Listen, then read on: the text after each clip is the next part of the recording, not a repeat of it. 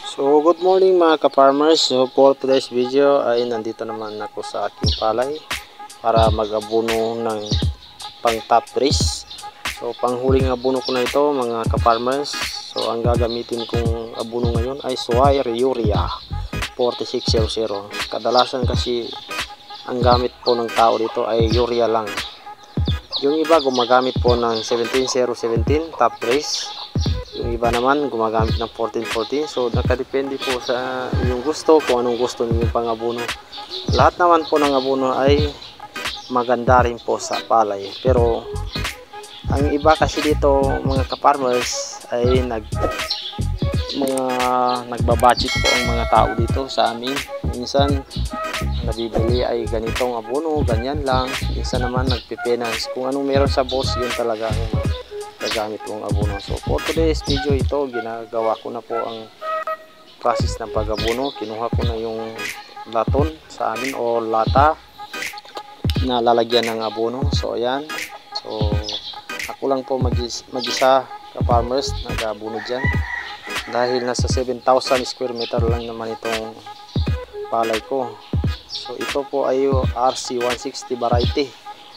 Ito ay hindi po itong mga variety na binibili. Ito ay harvest po rin namin last crop. So yan,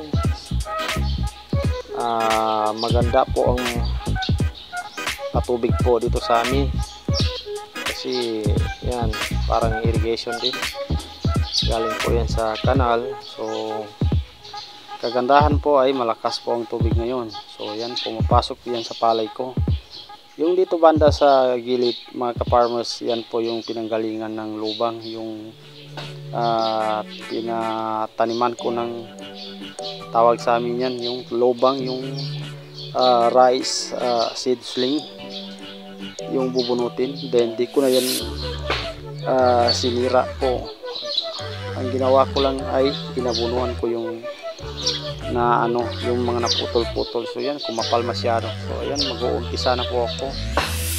Ako lang po kasi yung mag-isa. So nasa 2 ways lang ako dyan kasi maliit lang yung bandos niya, pero mahaba po ang meters niya, nasa 500.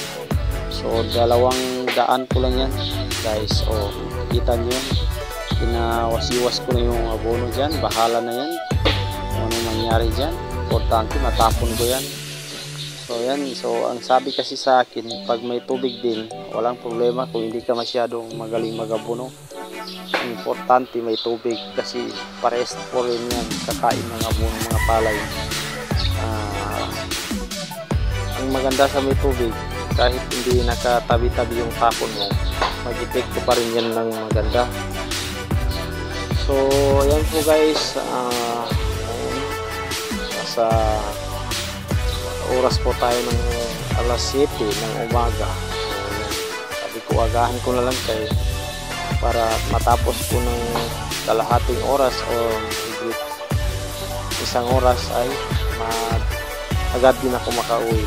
So yan mga ka-farmers, so maganda talaga yung buhay farmers kung may lupa ka at saka may finance ka, at saka hindi ka ma-failure. Yung nang maganda dyan, kung ayaw mo ng failure, alagaan mo mabuti yung sakahan mo, huwag mo pabayaan. Dito kasi sa akin, kalahating hectares lang po ito. So medyo alagaan ko pa ng mabuti. Sa sunod na taon, magiging 1 hectare na po yan. Magtagtag naman ako dyan sa kaliwang katabi ko sa kaliwa. So 1 hectare na po yung bukid.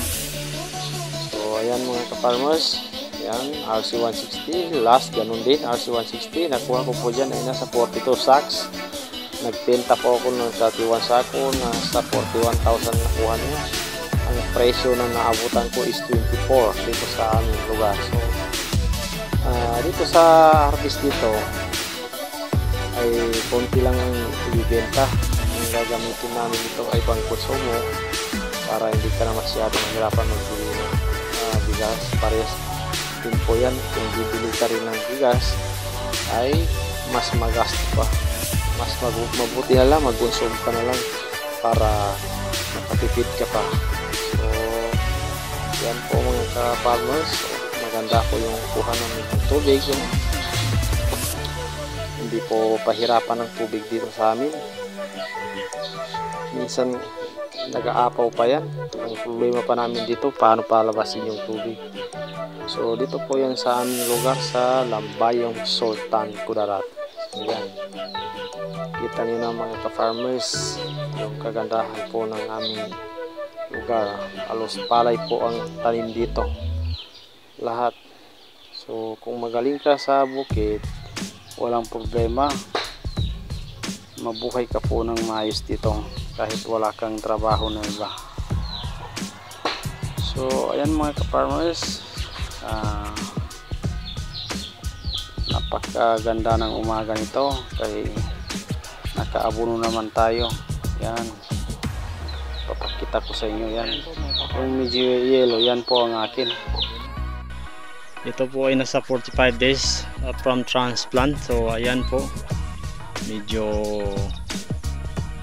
may kulay na, kulay yellow ng konti. Itong mga katabi ko 5 days na sila nagabuno, kaya naga-epekto na yung abuno nila. Sa kanan ko naman, yan, may bunga na. So ito lang, mga next week malaman natin ang epekto ng abuno natin ng urea. So yan, isang sako lang, kalahating hectares.